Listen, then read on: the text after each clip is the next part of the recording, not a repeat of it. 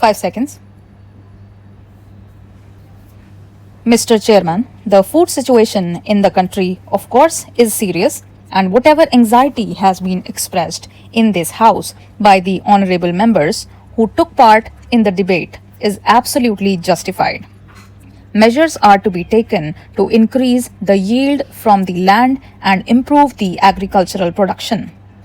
We need to be self sufficient in this respect because agriculture is our main industry, and if we do not improve it to the extent that it becomes self sufficient for the needs of the country, of course, we will be failing in our duty. But at the same time, we have to see that to meet the circumstances which are prevailing in the country, what have the central government and the state governments done? It is certainly unfair to government if we do not appreciate the steps they have taken to improve the situation. Yesterday, one of the honorable members who took part in the debate made a cursory remark with regard to food situation in Kashmir and said that there was a report of deaths by starvation. I was surprised to hear that. In fact, this report of the honorable member is absolutely baseless. The facts are otherwise. The actual position is, last year, there was vast destruction of crops by incessant rains, major floods, and untimely snowfall. The destruction was so much that we were deprived of 80% of the crops we had in that state. You can very well imagine, sir, when such a natural calamity faces a state which is already deficit by about 40 lakhs tons of food grains every year, how grave was the situation for the state to face. But the state government and the central government did not lose even a single minute to be on the spot and take every possible measure to meet the situation. We are very much grateful to Pandit Ji, who himself went to the state and flew over the affected area, and to the Prime Minister of the state of Jammu and Kashmir, who went to every corner of the affected area. The result was that 35,000 tons of rice and about 55,000 tons of wheat were allotted by the center to the state. The state government took every measure to deal with the situation, and about 85% of the population was covered by rationing.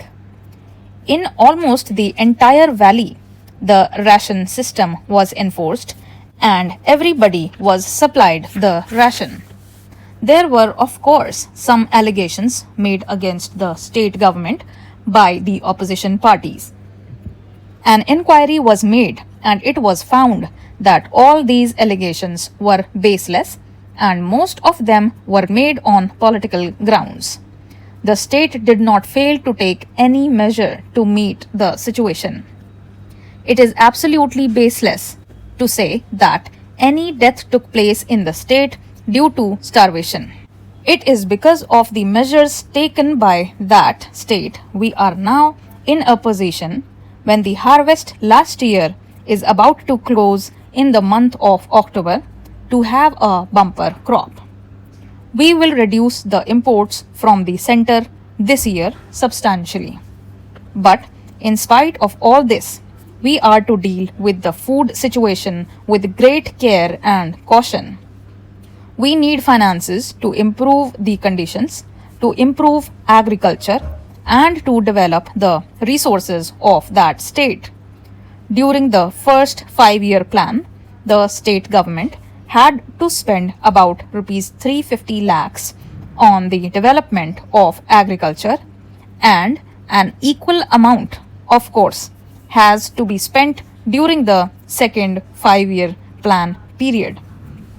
With this expenditure, what we have achieved till now is that we have improved the irrigation system of that state, and we have been able to bring much of the wasteland under cultivation, and we have increased this yearly yield since 1953 by about 10 lakh tons.